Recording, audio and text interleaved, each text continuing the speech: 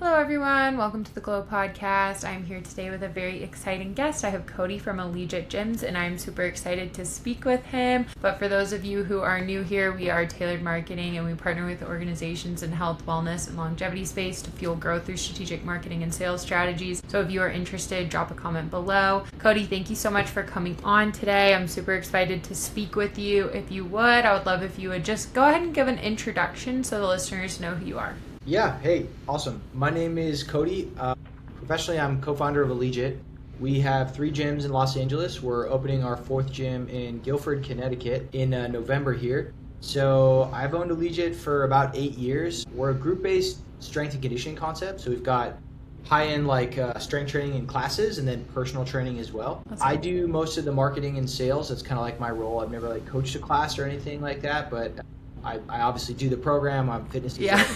Huge part of my life and stuff like that. Actually, ironically, I never wanted to be in fitness. It was just I was in the music business and other stuff like that and tech. And I was like, nah, fitness is just a kind of part of my life. I don't want to make it my life. Yeah. And then here we are a few years later. It is my life. Yeah, that's so funny how that kind of happens and stuff. And to switch from something like music to fitness is definitely a complete 180 too.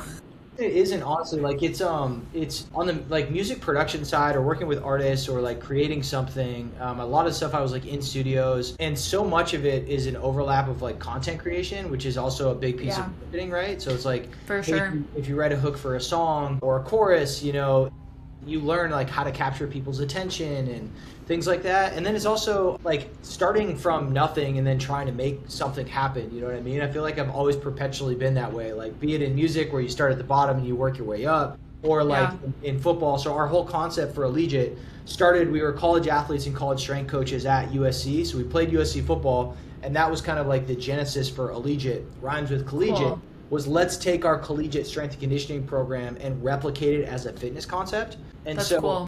But even on that front, I was a walk-on at SC, and you start at the bottom and you just climb your way up to the top, right? So it's this, I don't know, athletics and music has a big overlap sort of in my life for sure. I feel just honestly, a lot of businesses, especially now in the digital age too, it's if you can grow one type of business, or if you know how to create content for say music, you can translate a lot of those skills are transferable to other aspects of business as well. It's always a little bit of a learning curve, I feel when you're going into anything new, but there are so many transferable skills too, like you pointed out. And so I know you all started with 1 location and now you are going to be at 4 locations. So I'm sure, especially working in sales and marketing, there has been a lot of different things that you've tried, and just, it's probably been a journey. And so what has that process and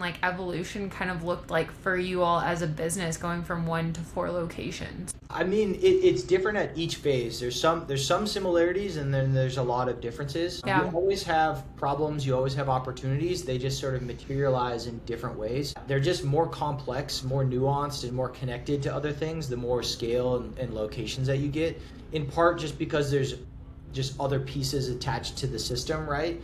Yeah. But also in part because if you've built so many things, say at 1 location and then at 2 and they work, but then you get to 3 and you find out that that's no longer a viable solution to the problem or the challenge that you currently have. So you kind of have to untwine and unbuckle and then rebuild. So that can be a confusing piece of you have all this sunk cost of building a system or something, a repeatable process, and now it doesn't necessarily work, and you're constantly wanting to move forward, but you have to do the things now to make sure that, hey, the operation that we have right now isn't as clean or tight as we need it to be. Yeah. And so a lot of my marketing experience and stuff like that is the unsexy work of building SOPs, redesigning SOPs, blowing up old workflows and automations because they're no longer out of date, and constantly just trying to ask that question, do we really need this? Is this still something that we need? And it's always kind of scary to delete something, you know what I mean? But yeah, I think the more that you can just be like pointed in your messaging and your communications and not having too much going on, one, it's easier to maintain, but it also gives you a chance at just better like cohesive, consistent communication. I'm in a world where like everybody's trying to bombard us and you know, get in our pockets. It's like just constantly like reevaluating that. I don't do that as much as I should, but I hit like these sprints where I'm like, all right, this has come too far. Like we got to blow this up. We got to restart. We got to resimplify. And I'm always happier at the end of that once I've like come in and like reorganized the house, so to speak, and done some spring cleaning. It's just the process of it and stacking that up against all the other opportunities is like, is this really going to take this on? So that's kind of how I usually handle it these days. Yeah, no, for sure. I mean, that's so important too, especially like with all of the tools that are on the market now. It's like you can get like kind of into like anything and you're like, oh, this is working for like this certain amount of time. And then after, you know, maybe like 6 months or whatever, you're like, okay, this is like not working anymore. Like, how do we optimize it? It's like constantly adapting and optimizing as everything is changing. And what would you say for y'all, like as you've been growing these 3 locations and now with the 4th one coming in, like what are some marketing strategies that have worked super, super well for you all, sales strategies as well? I usually joke that I was like Thomas Edison figuring out the light bulb. I didn't find like ways that worked. I found like 10,000 that didn't. Yeah, that's true. So if anybody's hearing this, like, damn, I wish I could have success. It's like I got into some semblance of marketing success in this last year with the stuff that we've been doing just by I tried so many things that didn't work for me. Yeah. You know, and so, but it's like, is the reason that it's working now because I had so many things that didn't work and I like constantly just trying to figure out like why it didn't work and like improve on it. Maybe there's something to that, or maybe maybe it's a bit of both, right? I think 2 things stick out to me that I've had success that might resonate with the audience or, you know, be something similar to maybe where they're at. One was fixing holes in a leaky bucket. So I had an intro offer that was like a standard 1-week pass for a gym, right? Go on the website, you put in your information, we text you the pass, and then you come in, you use the pass, you experience the gym, and then you decide if you're going to join or not.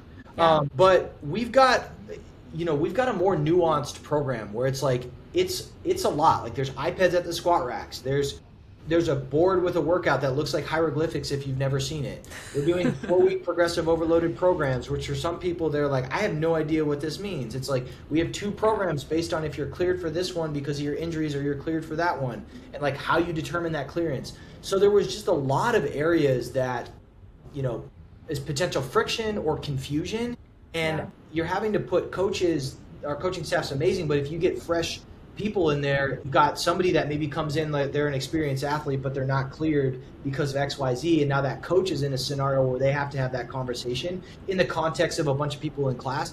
Anyway, so I basically decided like I don't think our intro experience is good enough, so I ended up kind of blowing it up and redesigning it all to just be like, all right, if I could redo this, how would I do it? And I'm 3 months in now, and I've got some really good data of like, okay, what were our conversion percentages? Are they now? So basically what I did is I charged $99 for this new 1-week intro offer. So I wanted to position it as a differentiated offering for what I believe we have as a differentiated brand, right? So bam, right when you do the trial, it feels different. You pay $99, you get a personal training session, you get 2 classes, a bonus class, and then you get a bunch of free material in a packet, like an AI nutrition tracking thing, a free program, a free like calories and macros thing. So like stuff that people would be interested in just to make that $99 seem like I get even more value as a free bonus, right? Yeah. And then so it was like, and then I also started doing like, used to have people just come in for a class on their very first session and boom, they'd experience it like what most gyms do. But right now we tested this thing of, it's like a Google Meet. You have to book a time where our sales rep will have a video call with you. We ask you clarifying questions about what you're interested in, and then we get a chance to set you up on all the tech. So we get you set up on the app. We get you set up on your account. We explain how the program works and some of the key FAQs that, how do the iPads work? Hey, you're going to see this, it's going to be confusing. All of those things that I knew were like consistent pain points in our business from my new member survey feedback that I would do at the end of each month just to see like, hey, you joined, how could we do better? These things kept coming up. So I'm like, well, if we can address those at the top and do a better job of like onboarding people into initiating them into Allegiant, I bet we'll have better conversion. And if we can broadcast with a more expensive intro offer, that's going to attract a certain type that might not be, a 29 or a $5 or a $7 person. 99 is going to scare that person away. So for sure. All of that to say, we get to the end of this and I look back at my numbers now and it's like our conversion for the 1 week passes was, let's just call it 25%. So if 100 trials came in, 25 would join. And with initiation week, this redesign, it's 65%. So I need way more leads top of funnel to spit out more members, right? Because at the end of the day, we're looking to how do we generate more members and how do we keep them and how do we attract the right people. And so for us, having that redesign of the intro offer experience, and now I have data to prove it, was amazing. That's awesome. Yeah, and in that, and then the last kind of piece of that is like what I've been obsessed about, and my staff would laugh if they heard this, is like my dashboards. Like I love my dashboards so much now because I can click a button and I can see clarity on all the stuff. Because I'm not in the weeds handling the stuff, having the combos anymore. But when I can click something, I can see is top of funnel. How many leads do we get? How many book calls? How many completed calls? How many closed on the calls that we have? How many active trials do we have? How many expired trials do we have, and what's their conversion status, and what's our plan for the folks that haven't converted, right? So it's easy to say just like that, but you got to realize there was like years like building into like figuring what I wanted. So I'll pause there because that was kind of a long tangent on like intro offer stuff, but I can speak paid acquisition stuff too if you'd like. No, I mean, I think all of the stuff too that you went over is so helpful. Like you spoke obviously specifically to Allegiant and like gyms, but I feel like it's helpful for any business really, like for the most part, because most businesses, they do have like that intro offer where you're trying to get somebody in the door. But a lot of times, like if you are offering it for free or like really, really low price than the rest of your services, you're going to get a ton of unqualified leads coming in the door. And like, you're like, okay, these people are never going to convert to members. Like, because if it's free or if they're paying like $10 for this intro offer, and then our lowest price thing besides that is like $100 a month, like they're never gonna pay for that, So I think that like also it's just a good message too to like look more into like what you're offering people and like are people actually converting, because like I think that's super, super important too. Like you can get as many leads as you want, like say you're getting like 500 leads a month, but like 1% of those are converting, like that's crazy, or like even 10%, like that's still, it's like you need that higher conversion rate. Like hearing 65%, you're like, okay, so we definitely figured something out here. Like we're getting good leads. Like that is very, very qualified. Yep. And then what I'm now going to test for Q4 is I'm just going to kind of flip the script and I'm going to say, I'm going to keep everything the exact same, but I'm going to drop it from 99 to 29. And I want to see what's the impact going to be. So somebody's going to get a personal training session, $500 of value of these free things that we give them, plus the classes, and it's going to be 99 or 29. And we allow them to credit, originally they can credit their 99 forward to their first month. So if you join, let's just say it's $200 for your first month. If you join after that, your week, we knock it off your first month's membership, so you get it back for free, right? So that's awesome. I'm even still you're gonna pay 29, but I'll give you the 99 buck credit because I want to see what's the impact. And then it's like, okay, if you're gonna design an experiment for yourself, it's like, all right, here's my test. Here's what my expected results or outcome are going to be. I think we're going to have a higher volume of people that are going to come in, but I doubt we're going to have as high of a conversion percentage in Q4. The other thing, the elephant in the room, is Q4 is not usually good for fitness. It's usually better just to like lean into what you already have and try to generate more revenue out of the people that you already have by running deals or promotions, or can you upsell some people into personal training and stuff like that. But I'm not taking my own advice. I'm going to test this. No, I would test it in Q4 because then Q1 is going to be one of the busiest times of the year for y'all. So then you can have that data to go off of for Q1. Yeah, that's a good point. That's really good. Because I know my sister, she actually owns 2 Pilates studios, and like she's opening the second one at the beginning of January, and I'm like, that's such a good time to like open it, because everybody with their New Year's resolutions and like just getting in like different routines and habits and stuff, like it's just it's a good time to get things going for sure. 100%. Yeah, no, and I would love for you too to talk like a little bit more too about paid media and like kind of how that's worked for y'all. If that's kind of like you're running the offers primarily there, or what kind of like how I guess customers are even finding out about the offers and intro offers. Yeah, so the success I'm having on paid acquisition is for our new location that we're opening. So it's like a pre-sale campaign. So once you sign the lease, then you know, okay, we're officially committed to this place.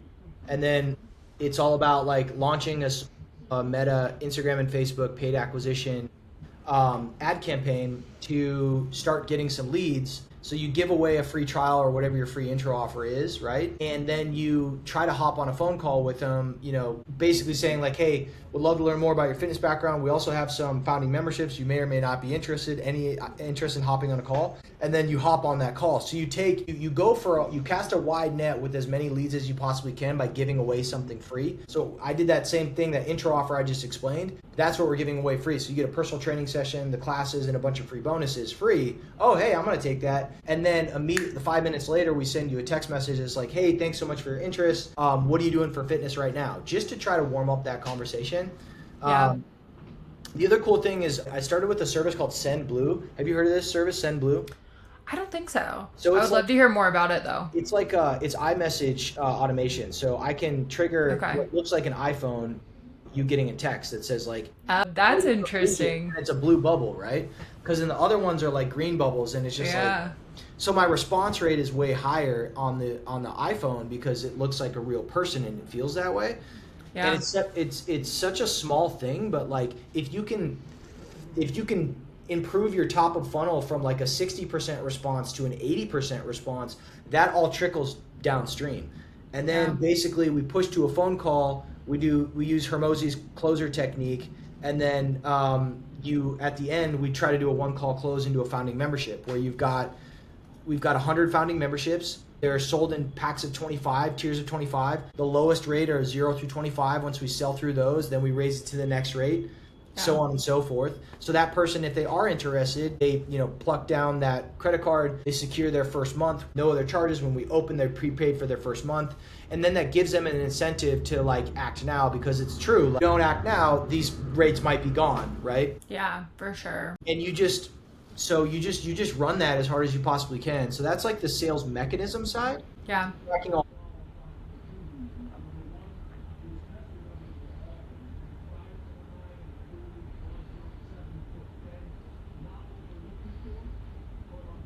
Okay.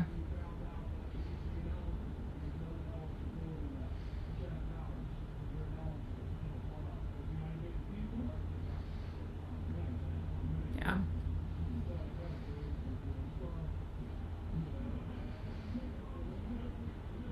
Time editing it.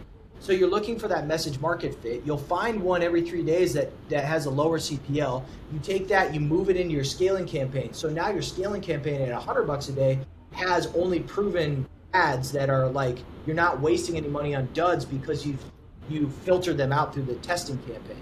Yeah. And like that's just basically what I've done. So every 3 day, an hour on my calendar, I'll make new ads, I'll put them in, I'll review my scaling campaign, and if it's performing, I let it roll. If it needs fresh creative because it's fatigued or whatever it is, like maybe your market's small or big or it's not working anymore, it's all about creative diversity and volume.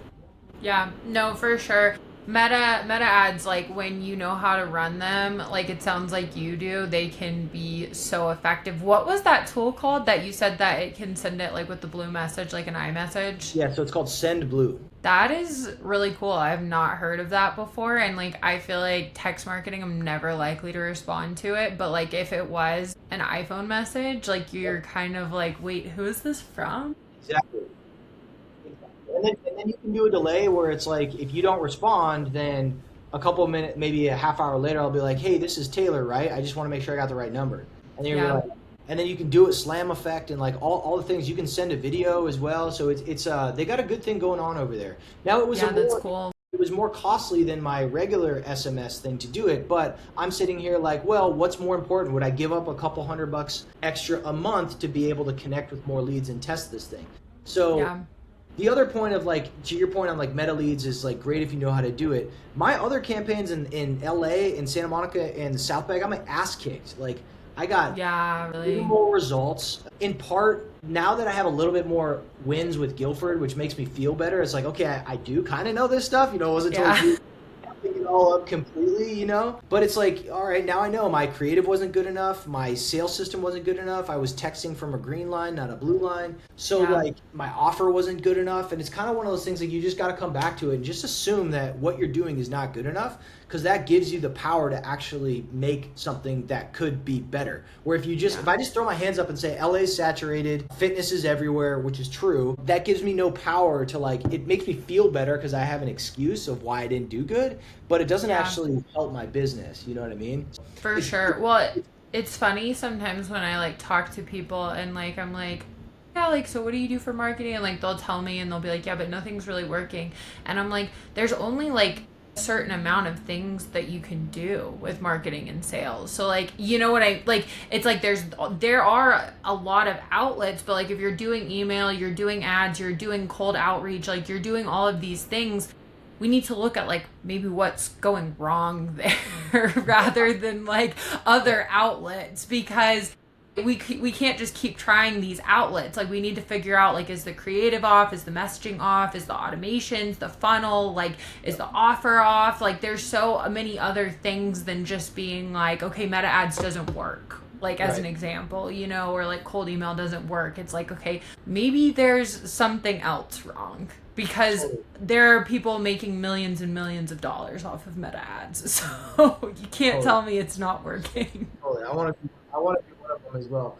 One example from that, though, to your point of like, okay, I was trying to, it's kind of like phase one happens where everybody's excited, we're generating leads like crazy, we're talking to people, we're booking calls, we're closing calls. It's like, okay, it's great. But in the back of my head, I'm like, I know that this is going to phase out and it's not going to maintain this. You know what I mean?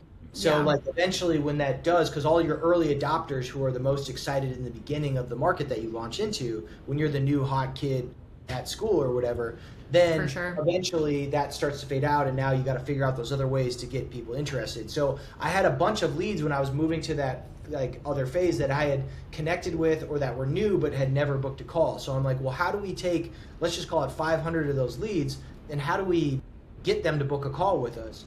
And the Send Blue guys were like, hey, I don't want to use the text messaging because I don't want to get flagged as spam and it might jeopardize our line and go from blue to green. So I'm like, okay, like I hear you on that. And so I put out a newsletter to basically book a call. And it came from info@allegiantgym.com, which is the usual one I use.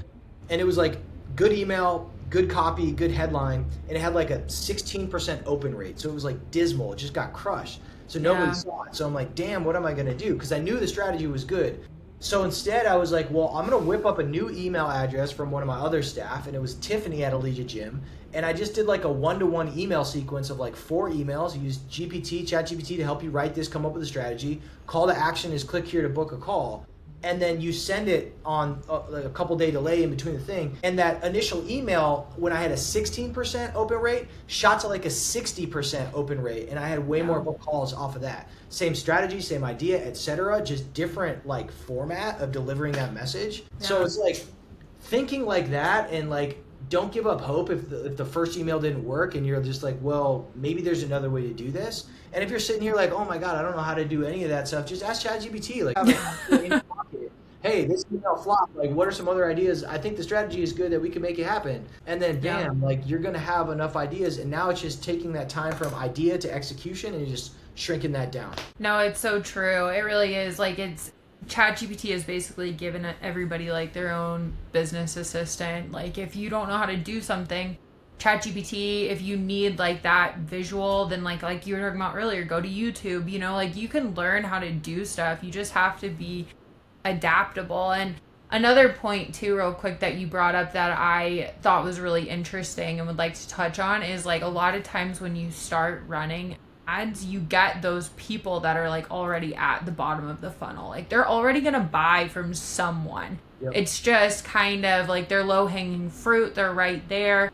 And so when you start ads, you'll get a lot of leads. And then you eventually are going to hit that plateau point where maybe you start realizing like, okay, maybe something's off here because we're not getting like the leads like we were before. But that's typically what happens with ads is you like get a lot of leads, then you plateau, and then you're like, all right, like get a lot of leads, plateau. Like it's kind of a continuous cycle of like this optimization process, and just coming up with new messaging, new creative, new funnel optimization, all these different things that are kind of behind the scenes with ads too.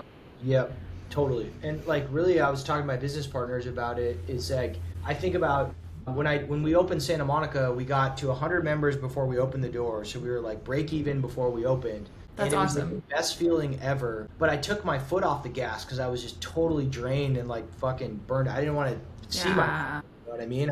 Because the reality of this thing is like you're picking up somebody replies back, hey, I got 5-10 minutes right now, and you don't want to do it, but you're like, well, this you could close this person. Every one of those helps you move the needle there. But like back to this thing of like you're only a new brick and mortar location for, I don't know, 6 months. You can run and own that story. And how I'm approaching this new location now, it's like we're going to go full bore and not take the foot off the gas for that 6-month period and just try to do ideas, get people in the door, referral things, this and that, events, but still just keep hammering the paid acquisition, because eventually you're not going to have that tailwind of being the cool new kid on the block. Yeah. Like, that's a super legitimate thing that you have when you're opening a campaign or opening a location, running a campaign. Like our locations now, I have to like fabricate that excitement where it's like, oh, holidays are coming up. We got to package New Year, we got to package it that way, which isn't impossible. It's just not as, it's not as harder. Yeah, it's just way harder. Yeah, it's way harder to get people excited. And yeah, especially like an in-person location too. And like in like a town, like it's like everyone is excited. They're like, oh, like I definitely want to go check it out, you know. And then it's like, all right, once these people come and check it out, how do we get them to become like long-term clients and members? Totally. Give them a great offer, have an amazing product. That's one thing we haven't really touched on is a huge secret of what we do is we have an amazing product. Like my business partner is a savant when it comes to strength and conditioning. He's super experienced. He's a great manager and like leader of other coaches. And I don't have to think about any of that stuff, you know what I mean? And I know like our retention is really good. We've talked so much of like top of funnel marketing stuff, but retaining a customer is so much easier than it is to have to go get a new customer. And so what you're looking for in business is having an amazing product that is going to keep people. And then the other piece is a lot of what we've talked about now so far. And I think in the social media, like paid acquisition world, there's a lot of shitty products that have great marketing, but for sure, you might be a flash in the pan. You might be around for a little bit, but then it's like you don't have the sustainability aspect to it. But when you really have a great product, then I don't think it's just enough just to have a great product. Like you have to, like, if you build it, they will come is not true. Like if you build it, some people will come, but probably not enough to pay rent. So you got to do a whole bunch of other stuff to get more people in the door and keep them. Yeah, no, for sure. And I guess so what kind of differentiates y'all with your product compared to like other strength and conditioning models as well? Because I know you said like, and you're so right, it's like you have to get people in the door, but once they come in the door, they need to love what you're doing or they're not going to stay. There's so many options out there for just, anything, especially fitness too. Totally. We're not for everybody. So, 7 years or 8 years ago when we started it, Boutique Fitness was very cardiovascular focused. It was very like kind of random, like, oh, we just do stuff all the time. We train like 5 to 6 days a week and we do a lot of cardio, where we're a strength and conditioning concept. So we're much more focused on technique, on range of motion, on tracking your progress, on like, you don't come in and do a new workout every day. Like we've got 3 workouts each week. You do those for 4 weeks with the goal of going up slightly in weight week over week, till you get through your 4-week training block, slate clean, and we restart. So there's this whole undulation and system to the program, which if you're a college athlete or a pro athlete or you've experienced athletics, like that's how they train you. Yeah. But if you're not in that kind of concentric circle, the further you are away from that character avatar, like the way harder it is to wrap your head around what it is that you're doing. So like that's fundamentally how we're different. Like we're a progressive overloaded strength and conditioning experience with different programs for different ability levels, which may or may not sound like total differentiation, but in the realm of group-based fitness, it is. And it's like we're lucky to have really nice facilities. We've got amazing equipment, top-of-the-line stuff. So it's like we get to have a lot of that as well. But then, on the flip side of like that adds to differentiation, that adds to keeping people, but you got to do the other stuff too of like having a good community and having good customer service and good blocking and tackling on your business operations and all of that stuff, all if you want to be great. And the hard part about scaling is you start to have the system gets more complex and you're not as good here because you were focused on here. And so it's like whack-a-mole sometimes where you go, oh shit. And so you're just trying to constantly like elevate kind of all that stuff, which I'm really excited about AI and ChatGPT and stuff like that, where like how could I use agents to do a lot of the stuff that's important, but it's just bogging my VA down or bogging my staff down. Yeah. So I've used a lot of like AI stuff on my own personal stuff and just like a sparring partner on things and ideas and coming up with creative stuff on the marketing and things like that. But now it's like from an actual implementation and operations standpoint, I'm excited about those pieces. Yeah, no, that's super awesome. Well, let everyone know what is the best way to find you online. What is the best way to find Allegiant Gyms as well. I will include all the links in the show notes too for easy access. Yeah. AllegiantGym.com is our gym website. At Allegiant Gym on Instagram, we're pretty active there. I'm at Cody Romness on Instagram.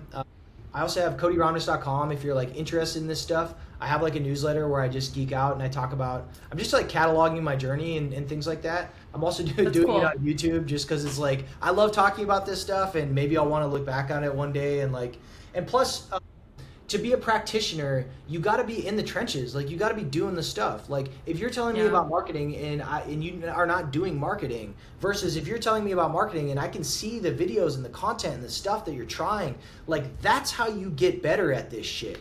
Yeah. So anyway, so I'm documenting and doing all this kind of in public on my YouTube and then on my website. So that should be good. Cool. Awesome. I will include all of that. Thank you so much for your time today. It was such a fun and enlightening conversation. I'm sure it was super helpful for a lot of people. All right.